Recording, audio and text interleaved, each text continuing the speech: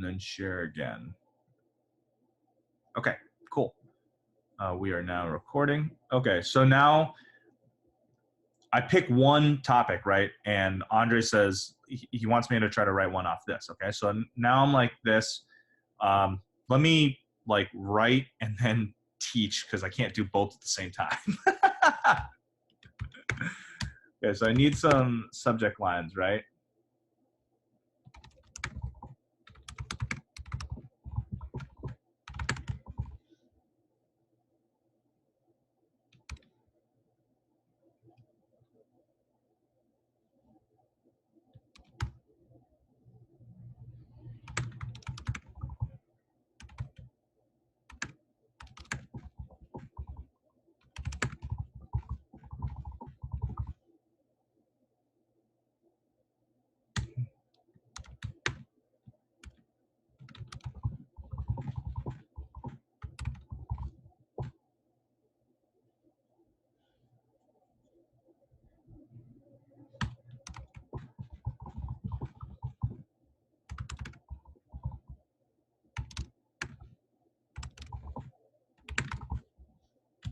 Something along those lines, right? Something for curiosity, right? And then the main part of the email, the first thing I'm thinking is the first couple lines have to hit with impact, have to grab their attention, and it has to suck them in.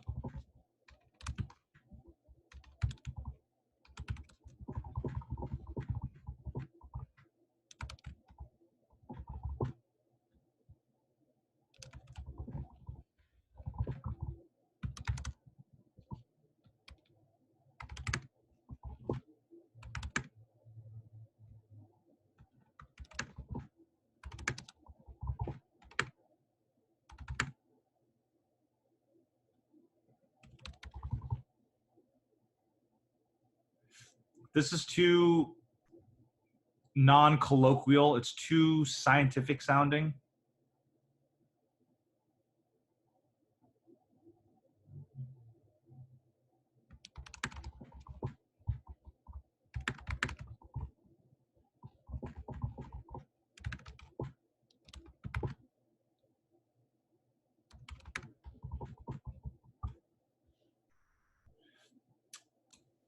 This is incongruent with this, so I need to change this somehow. So you generally want the sort of end of the email to be matching up with the beginning then? I don't want it to compete in logic. Like if I say it has fewer hot flashes down here, and then I say, but the ones they do have aren't as bad, it directly competes with this, you know?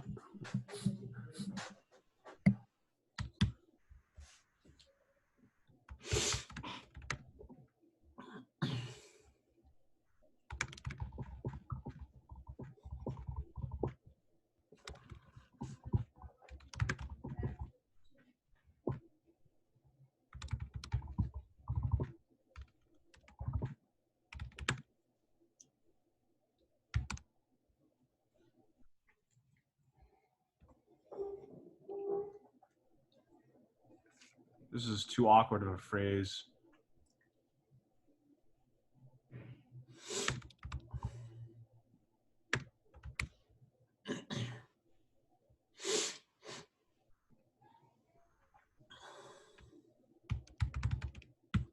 And I would probably have a picture here of like, I would have a picture here of some like Mexican looking spread of food and a big red arrow pointing at one of the weird looking food items. I'd be like,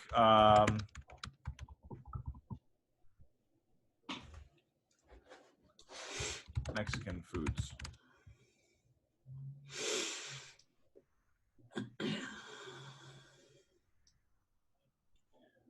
Okay. Like these are all too like, I look at it and I'm like, oh, I know that that's a taco. I know that that's a that. This one is a little bit weirder. Yeah, so I could either use this one or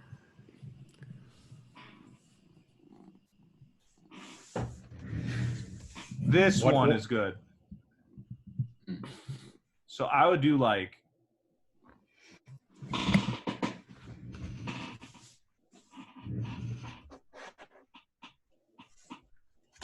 and then I would have the designer put a big red arrow pointing to these purple flakes. Yeah? Does anyone have any questions? In the image, would it actually have to be of the food that the secret ingredient is derived from? Or you just pick anything that looks interesting? Okay. I pick whatever looks the weirdest and most bizarre. Okay. And you notice how I didn't pick like, I didn't pick stuff like this, because I'm like, oh, okay, that's a taco, that's cotija cheese, that's a tomato.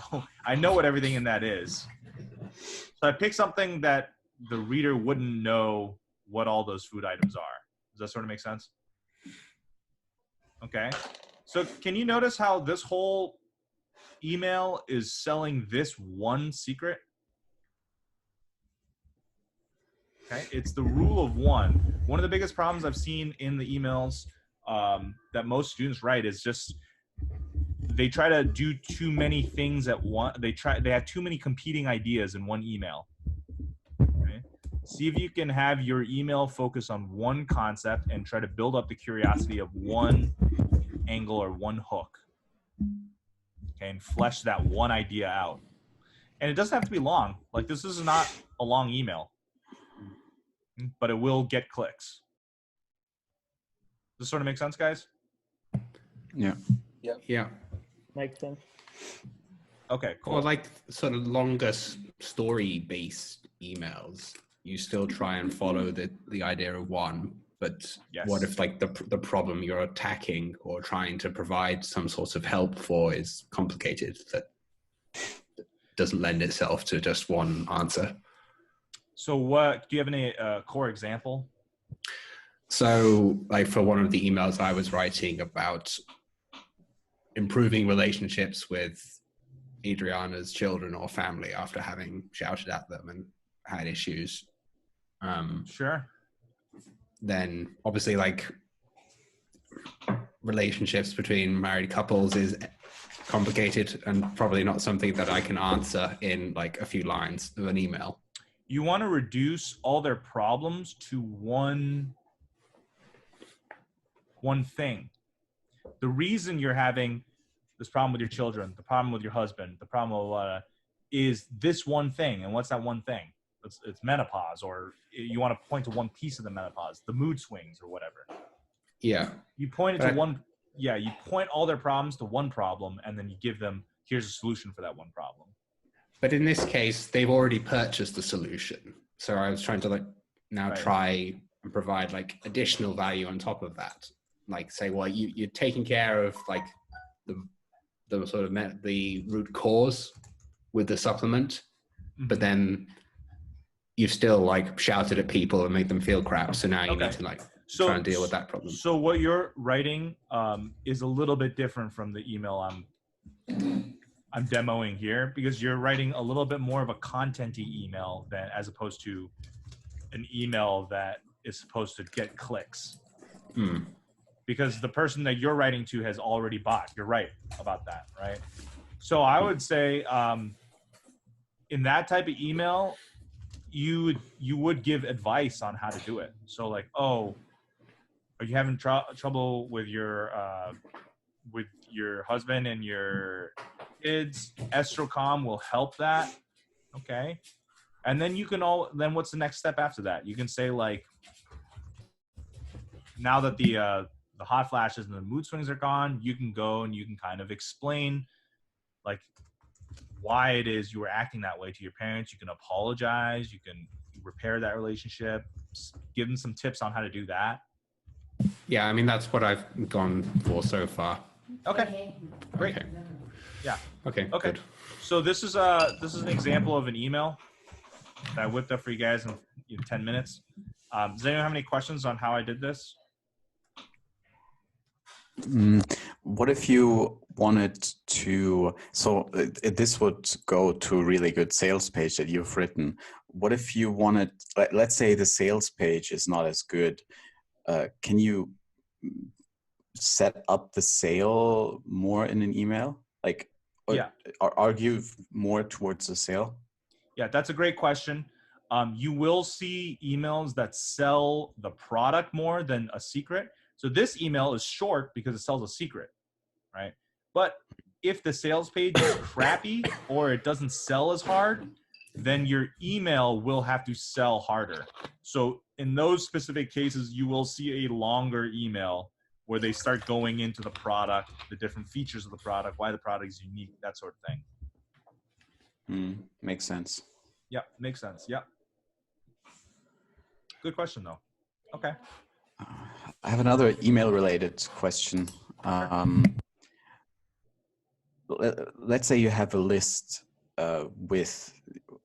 you have a list and there are different avatars on a list, and they would have completely different motivations to buy a product.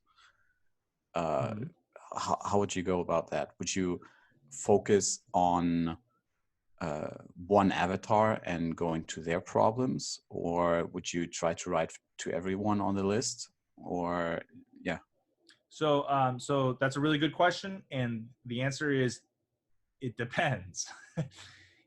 Best case scenario, if someone has a giant list and the avatars are all over the place, they would have subsections of the list. So some big companies will have their lists segmented into, these customers came in off of this product, so I know this avatar is a certain way. These customers came in off this product, so I know that these are a certain way. They'll have that list segmented so you will be able to send different emails to those two different segments. If that's not the case, then you have to think about your product and what kind of person is going to buy your product. Okay. Is it likely that 2 or 3 different avatars buy the product? If so, then you can try to write to all 3. Okay. If you think that the product will only be bought by 1 or 2 different avatars, then you're going to want to write it that way. Okay. So that's going to be a judgment call and a research-based call. You're going to have to look through Amazon comments of similar products to see what kind of people are buying the product. Is it just this one type of avatar, or is it like all 3 avatars were buying this product? For example, for women, a hair, skin, and nail supplement is a much wider audience. Lots of women will buy that. even if they're 20, 30, 40, 50, or 60. Okay. Women really care about their skin, their hair, their nails, their appearance is a lot of their internal value, how they value themselves, how society values them is based on that. So they really, really care about that. So that kind of product goes to a wide audience. Menopause is a much narrower audience. Okay, so you can kind of tell based on the product what kind of avatar you want to target. Yeah, that sort of answer your question.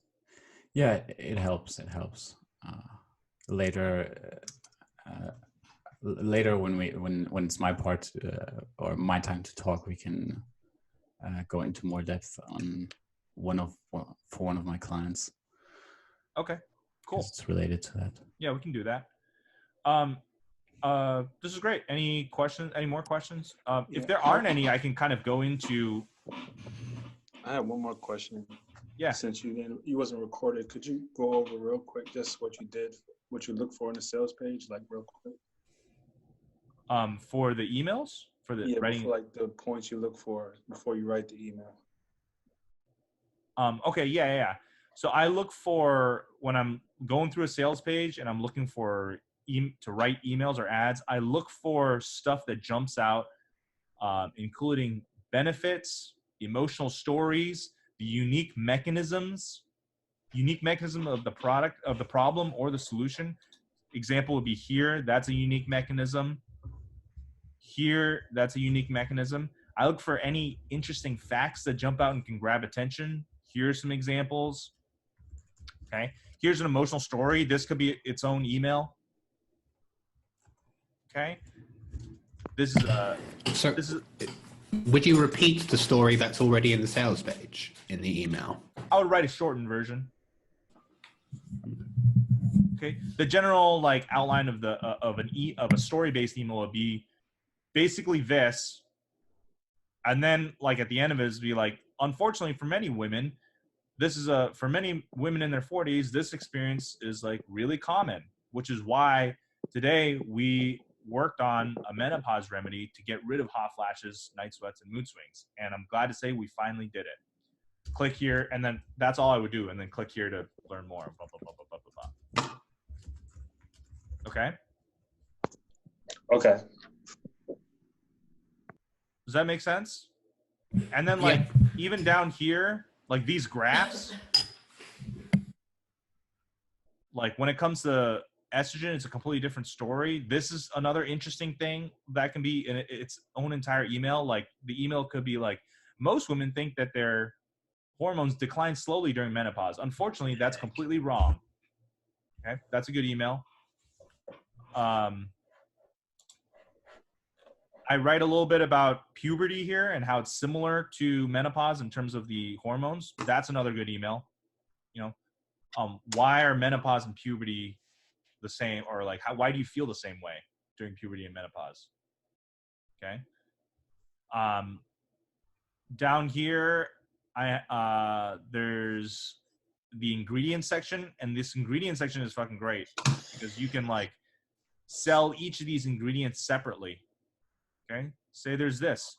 I could have another email that's basically just like based off this one concept. Okay. Also, I don't know if you guys noticed, this is soy isoflavones. I looked at Wikipedia, yeah. I changed that to not say soy because some women think that soy gives them breast cancer. So I masked the fact that it's soy throughout this entire letter.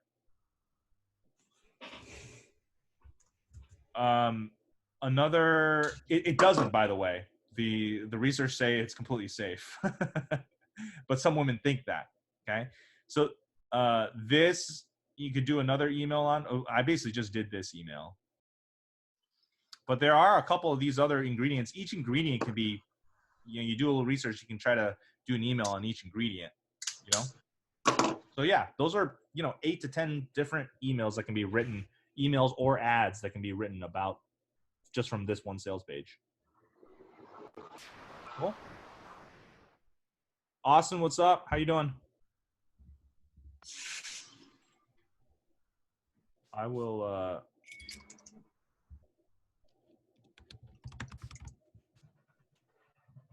I will share this so you guys can just have it. I don't think I can't hear Austin at all.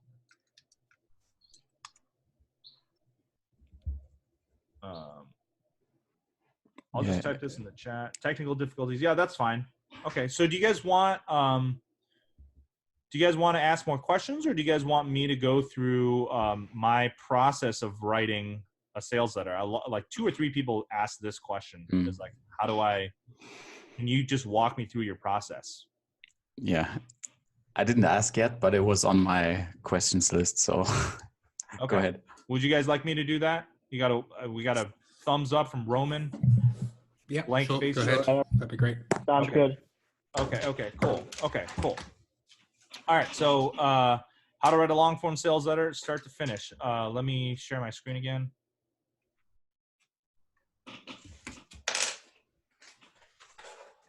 How to write a long form sales letter, start to finish, okay?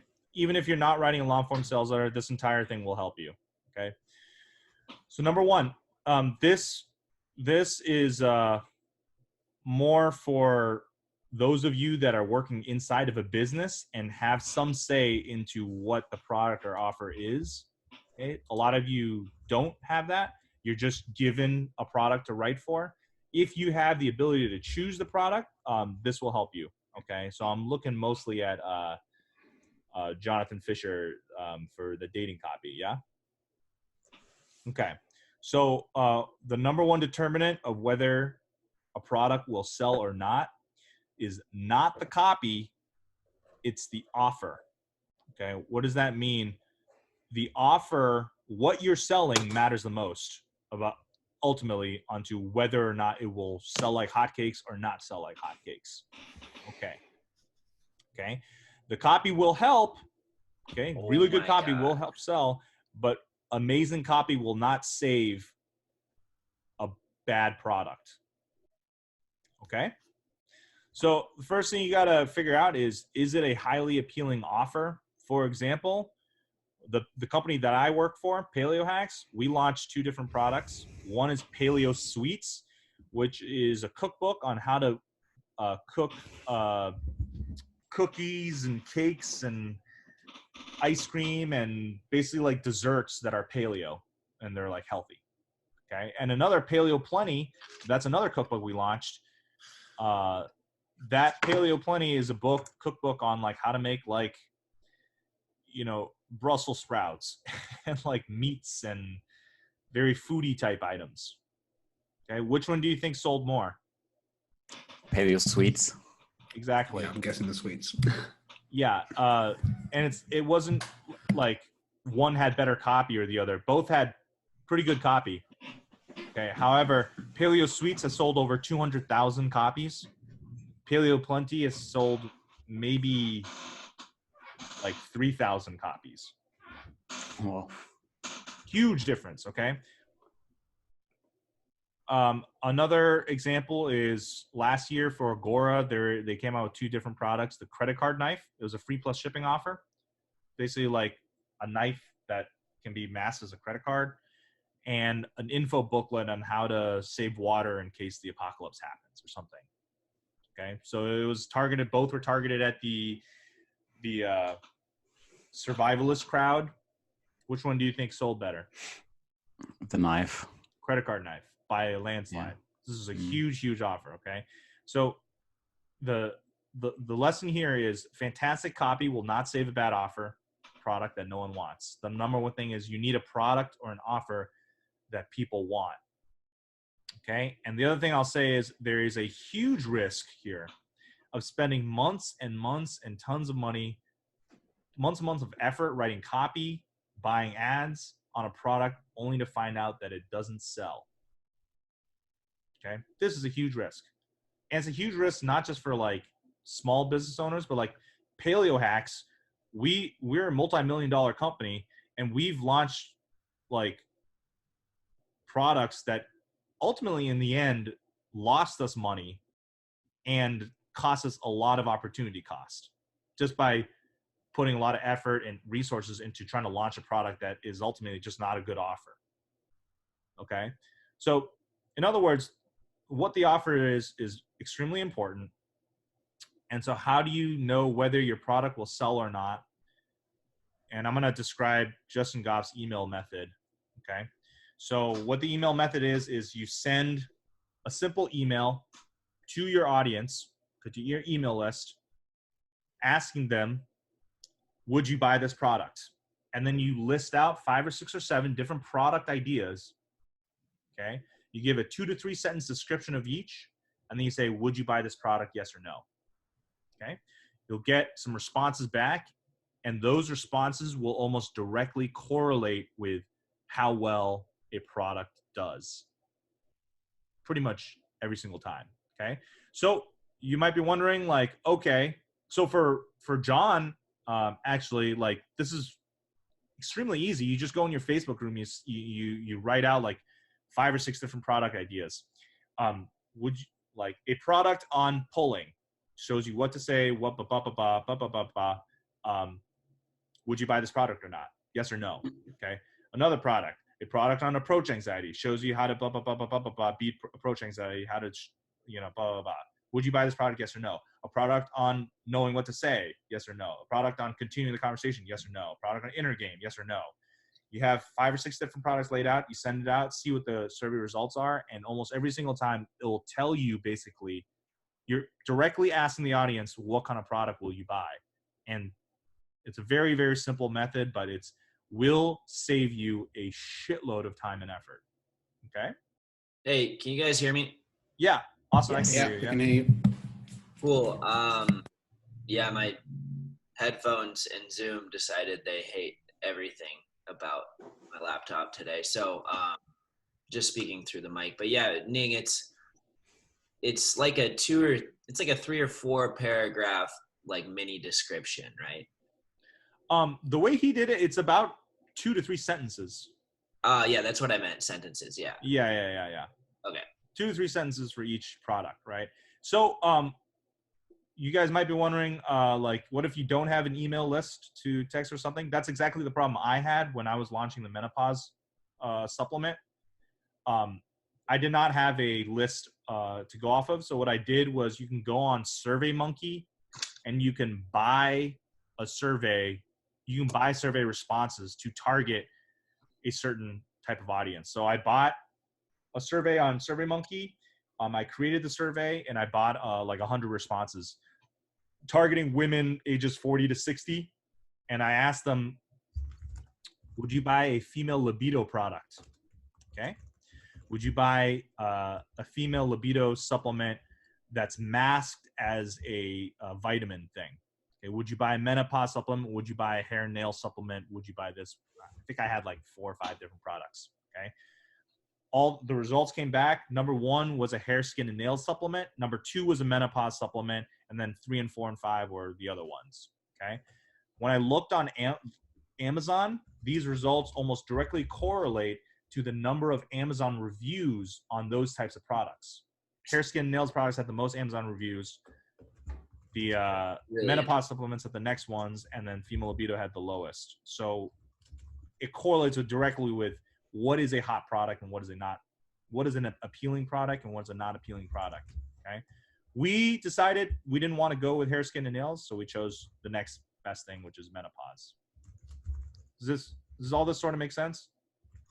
Yeah, and I'll kind of tie this into what I'm about to say, but depending on the client, some people are just going to be stubborn and have their offer, and your job's to write for it. And then other times, there'll be a little wiggle room and leeway where you can use what you're learning here and add a ton of value and potentially, like Ning said, save them a lot of time and opportunity cost if you help them dial in an offer. And if they give you access to all their their back end and the products they're working with, you can usually affect the offer. Like, I'll have a client film some, I don't know, exercise yoga sequence, and I'll often suggest that he should do some kind of like low carb, high protein cookbook or something that is also like has a weight loss angle, and like I'll come up with bonus ideas to strengthen the offer. So you can that's something to think about. Like you can, and Roman, like you might be able to loop in some of the some of the other products your client, the dating coach has into, you know, bolstering and building out and strengthening her offer as well. So like, don't always feel like you have to put lipstick on the pig or sell exactly what they give you, because a lot of times there's some leeway to make a better offer. And the more you can affect that, and it's as simple as like, if you even teach a client this, you're doing them a huge service and you become more valuable. Yeah. How much money you make is directly correlated to how valuable you are and how valuable your skills are. Does that, let me repeat that once more. How much money you make is directly correlated to how much value you can provide for someone, especially someone who has money to pay you. Okay? Absolutely. Great. Okay. So that's kind of choosing the offer part. Once you've got the right offer, how do you start the copy? This is a question that a lot of you ask. Okay. You want to see our process from start to finish of writing a full sales letter. Yeah. Let me see some head nods. Yes, you guys wanted this. Okay, cool. Okay, cool. First step is research, lots of it. Okay. Someone comes to you and they say like, oh, I'll just use menopause as an example. Okay. So once we got those survey responses back, we're like, okay, we're doing a menopause supplement. Okay. So my next step was I had to do like merchant account people, fulfillment people, but that's like more CEO type stuff. The main thing was I needed to write the copy now, right? So, okay, so how do I start writing the copy? First step is to do research, lots of it. I need to understand 3 things. Okay, guys, whenever you write copy, you need to understand 3 things.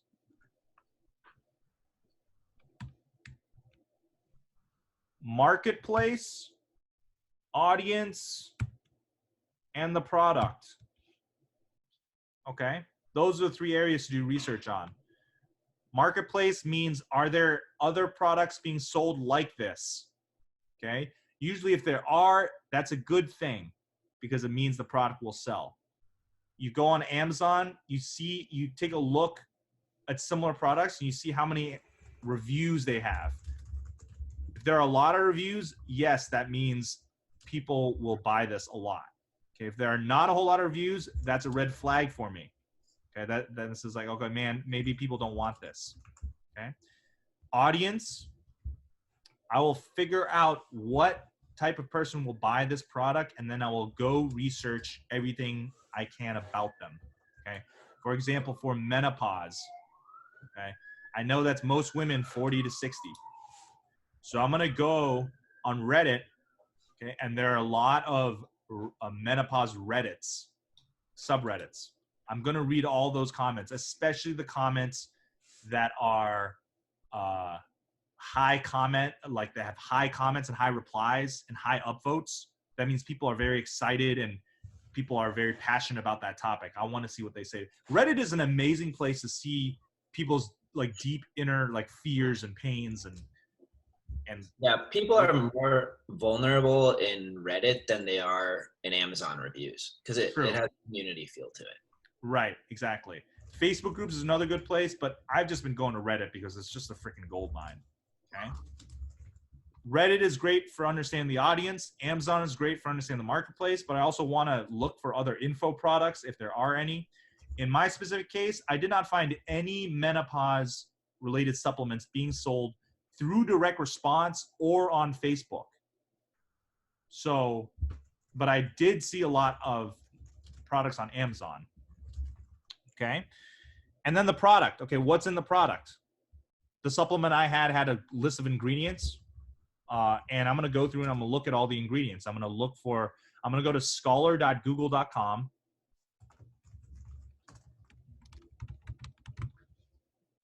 I'm going to look for all the scientific backup for these ingredients. Okay. Did you formulate the menopause supplement, or is this like a white label? It was a white label formulation. Yeah. So what white labeling means, for those of you who have not heard of it, is white labeling is when a supplement company has a supplement already set up.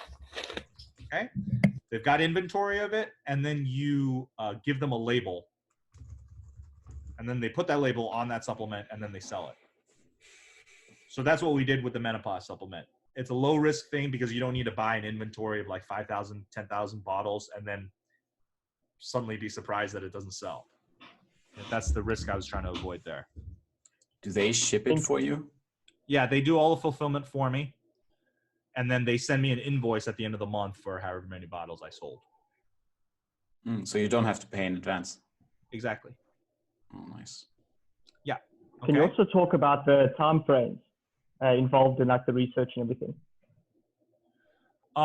The time frame for the research, I would say about, this is a hand wavy thing because it really depends, but I would say about 6 total hours. Wow. Yeah, and like probably double or triple that for you guys, and that's no. I was gonna say, I think I spent that much just for the emails. Yeah, I mean, Ning has been doing this, this type of copy for years, and you kind of know what to look for in the research and how to read those scholarly journals, and so it's a skill that you'll build. But once you get good and you know what you're looking for, you get faster. But it's just something to start practicing because it's just another skill that you can layer on, and it's really another competitive advantage if you can do faster research too. So yeah, Austin's probably right. I mean, I've been doing this for a long time, over and over again, so it definitely is faster for me, but yeah, I mean, he was right about that. So I'm researching these 3 things, right? And here's what I do. Stefan Georgi, who's another freaking amazing copywriter, has this RMBC method. I used to have my own like research outline doc that I filled out. That's on Trello. You guys can find it. What? It's still really good. It might even be a better place for everyone here to start, but it could be. Yeah. Stefan's, I mean, I think it's worth pointing out that there's no perfect way or like magic research pill. You're going to develop your own, but these are good starting off points and good ways to think about it. It's cool to note too that like I had my own method, and then when I learned that Stefan's method is pretty much the same thing. So you can see how like high level copywriters, they all develop their method, and it's going to be similar because the same basics work for everyone. There's no secret to it. If you do this stuff, your copy will turn out better. So here's what Stefan Georgi's RMBC method looks like. Demographic.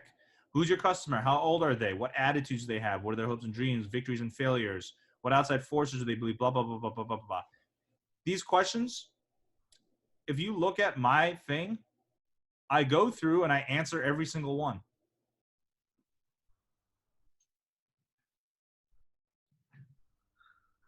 Yeah, this is really cool.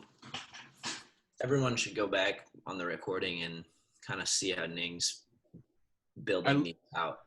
I literally go through. He's going to go word for word into the copy. Yeah. I literally go through and I answer every single question. Okay. This is a product I found off Amazon. These are relevant, like Amazon reviews. Okay. I go through and I answer every single question. Okay. Then it walks you through, right? Like, what is the unique mechanism?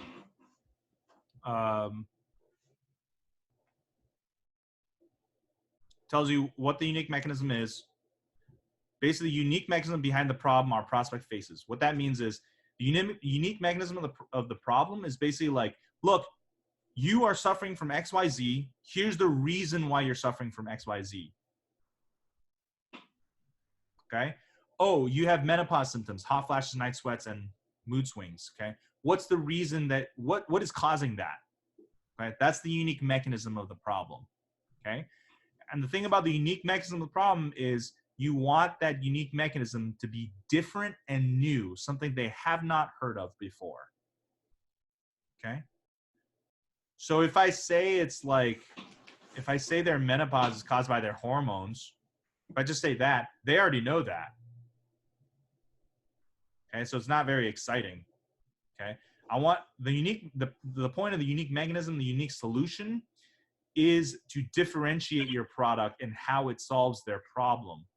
Okay, so for example, through menopause, through this one, I read in one of the things I read, it compared menopause to puberty. And I was like, huh, that's really interesting. I hadn't heard of that one before. And why? It's because their estrogen levels go crazy during that. Okay. So I was like, that's a really interesting hook for the unique mechanism, the unique of the problem and the solution. I think I even wrote that down here somewhere. Yeah, this is the exact quote I found off Reddit. Can't imagine if it's the root of your incompatibility, but imagine puberty and menopause as bookends to fertility. In both stages, hormones are unstable, and this can trigger mood swings. Both are temporary states. It isn't a case of hormones slowly declining. It's a hormone roller coaster, just like puberty. After menopause, hormones stabilize. That was something new. I know that the audience has not heard of that before. So I was like, yo, that's going to be my unique mechanism of the problem. Okay? Yeah, I think it's worth noting that the thing that separates, decent copy from great copy is having both those unique mechanisms. A lot of copy will just have the unique mechanism to the solution. This new thing is so great because it does something that no other thing does. But great copy gets in and it's like, the problem you think you have isn't the one you actually have. It's actually this. Yeah. And this new solution is the only thing that can fix your newfound problem that I just described. Yep, exactly. So after you do the initial research up here on the demographic, my next step is come up with the unique mechanism. I need a unique mechanism for the problem and a unique mechanism for the solution. Okay? That's all right here written in here. I believe this is in the Trello board, right? So for menopause, for example, I read that and I did some more research and I was like, okay, I'm going to write this out. Like, your menopause symptoms, they're caused by a hormone roller coaster, an estrogen roller coaster. Okay. Your estrogen's going crazy up, crazy down. That's what's causing all your symptoms. Okay. The unique mechanism of the problem, again, has to be something new that they have not heard of before, or a new explanation, a new piece of information that they have not heard of before. So once that is, what's the unique mechanism of the solution? Your estrogen has to be stabilized so it doesn't go super up and down. Okay.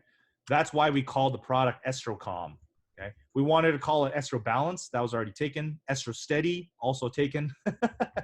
So we settled on Estro Calm. Okay. So once you've got the unique mechanism and the unique solution, okay, you go through and you write the copy brief. This is just a shortened, like, summarizing all the things. Sorry, is there a question? I thought I heard someone ask a question. Okay, never mind. Well, I do actually have one now. So what if you're writing a sales page for something there's less confusion or debate over what the unique mechanism of the problem is? Like, do you have an example? Well, okay, like arthritis or whatever, then sure. I would say it's a lot more clear cut. I actually recently wrote, me and a former student of ours, actually Joel, we wrote one on arthritis. Okay. So let me see if I can pull that up.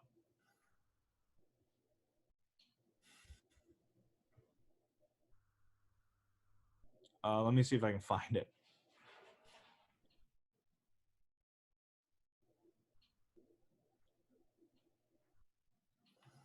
No.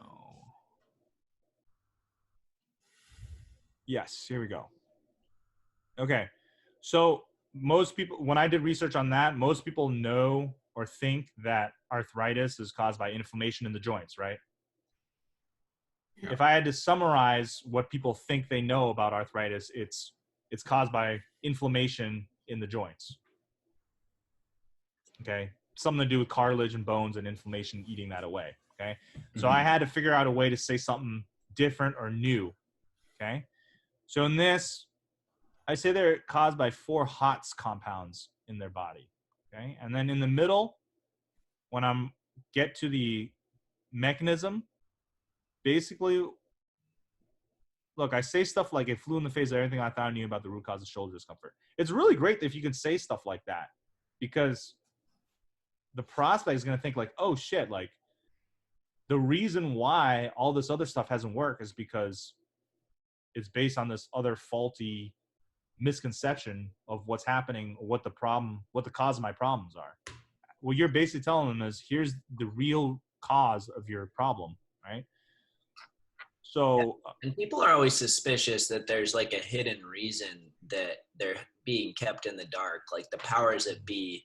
Yeah. You know, this is why people believe in conspiracies. Like there's also something going on under the surface. If only I knew the secret, I'd be set up, you know, I'd be good to go. So it really worked with people's natural suspicion that something about the system is hiding, you know, something valuable from them, especially with health stuff.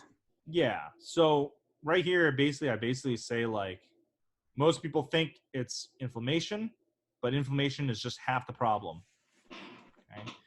I say inflammation is a catch-all term that refers to a big group of compounds. However, when it comes to joint discomfort, it's only 4 of these compounds really matter. So this is something they haven't heard about before. So basically I say like, look, you think it's all inflammation. People think it's all inflammation, but in reality, it's just these 4 compounds. Okay. So there's never been anything that targets these 4 compounds. And that's why this other stuff hasn't worked for you. Does that sort of answer your question, Tom? If it's something that's known, you kind of have to find a new little angle to play on top of that. There's got to be some little piece they're missing. And you're giving them that one little piece. The way he frames it is, it has to be like, think about it as if they had 99% of the solution already, but you're sharing that missing 1%. The easy but unexpected real reason or real secret to their success. Okay, that's the unique mechanism.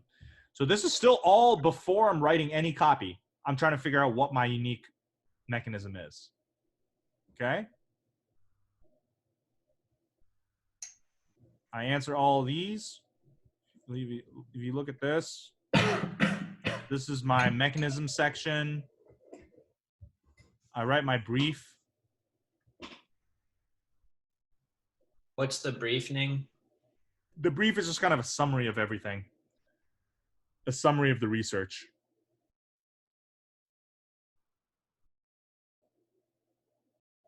And then can you link that arthritis copy just so we have it as a case study, if that's possible? I don't know if I can, because it's something that's a client is developing right now, designing right now. We are recording this, so you know, you can go back and look at what Ning showed, but yeah. But if you look on like the in the Trello board, like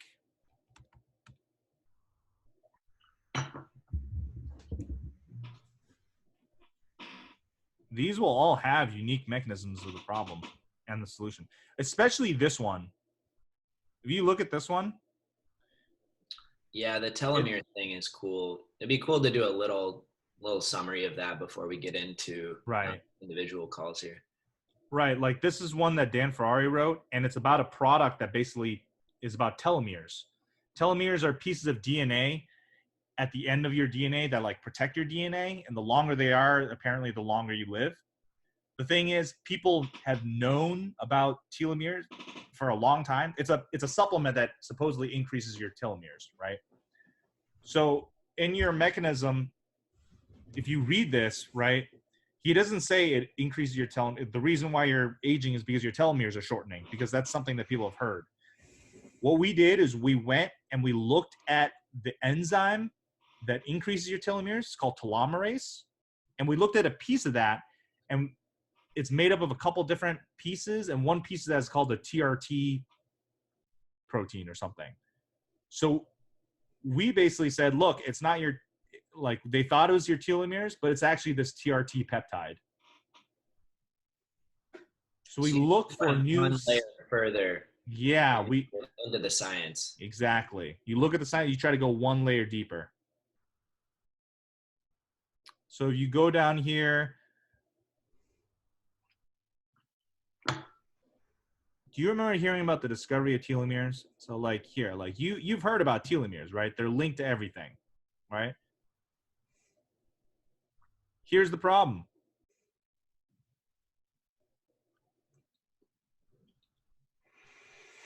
We still didn't know how to stop it from happening. The solution is an elusive molecule called the TRT peptide. Okay, so you always want to introduce something new, something they have not heard of before. That's a great picture. I really like that. How much do you need to know about biology and medicine to be able to find that unique mechanism? If you're not versed in biology, it will take longer for supplements, because you need to, like, you know, when you go to google.scholar.com and you say, like, you get these, it really helps to be able to, like, go through and read an abstract and, like, understand what's happening. So it does help, but that's only for supplements. Yeah, I don't have a background in any of what, you know, Ning's talking about now. And honestly, I got like a C in chemistry. Like, I suck at science. And I've still been able to get somewhat fluent in reading that stuff for, you know, fat loss promos that I've done, or fitness programs, like finding proof on the supplement level. And what Ning just showed you is like pretty much the highest level of the game. Yeah, like that's going to take a little bit longer, but you know, I don't think you guys need to worry about that right now. Just, you know, if you're in the health space, start reading those studies, read the abstracts. You know, you'll get better at learning that stuff. And yeah, I mean, I you know, I wouldn't let that stop you from being interested in this space. If you're doing supplements, if you're in the supplement space right now and, like, you need help with something like that, that's something we can help with. If you're not writing for supplements, then, you know, for example, for dating, then it's easier to come up with more mechanisms, because it's just stuff that you just make up, basically. Yeah. Yeah, but starting with this as fundamental principles and like how to think about sales arguments is really good, because this is stuff like I just started writing and putting whatever on the page came out of my brain, and like the structure was off, the mechanism was off. So if you guys just learn this stuff early, you can build on it, and the structure will be correct, and it will have logical flow and you know, sales appeal to it. So I think it's really cool you guys are learning this now. Yeah. So basically, like, it's writing copy isn't like you get a copy project, you look at some stuff, and then you sit down and you're like, I'll just type random stuff. That will always come out with a jumbled set of ideas. You just follow this outline, you get all your research, right? Usually back in the day when I did a project with Dan, it took a month to write a full long sales letter. 2 weeks of that, the first 2 weeks was all research, zero writing. And then the second 2 weeks was writing. So, you know, and then like after you have all the research, it's not terribly difficult. You just follow this. It's all written for you right here. You follow this outline one by one. And if you look at any of, like, if you look at the menopause letter I wrote, it doesn't do anything. It just follows this. Okay. Yeah. I felt even simpler outline from Clayton Makepeace. Like it really takes a lot of the headache out of it and the anxiety. Like you just are connecting the dots instead of writing 10,000 words. You just have to write, 20, 200 word sections, and you're just like going from one to the next, and it's way easier that way. Yeah, exactly. So like you just do your research, you gather up your ammo, and then you take this outline and you just fire ammo off in the right sections. And then boom, that's it. Okay. If you have like writer's block or something, it's because number one, you didn't do the research, so you don't have the ammo. And number two, you're not following the outline. You just do the research and then you follow the outline. It's going to come out at least good. Yeah. Yeah. If you follow that, I mean, writer's block is not something Ning or I or any really of our copy friends deal with. Like once you just have these systems in place, you can still like write utter trash, but you're still like writing and moving towards your goal. Like, I mean, yeah, last week I wrote a draft that I absolutely hated. Garbage. Like spent an hour or two the next day editing, and my copy chief was like, wow, you're getting a lot better. Like, this is one of the best things I've seen you do. And literally like a day before it was garbage. So it's like, the point is not to write beautiful copy, just, write section by section and get through it. And the magic happens in the editing. So I think we've said that before, but we're, I think we should jump into some individual calls here. Yeah. Does anyone have any questions about this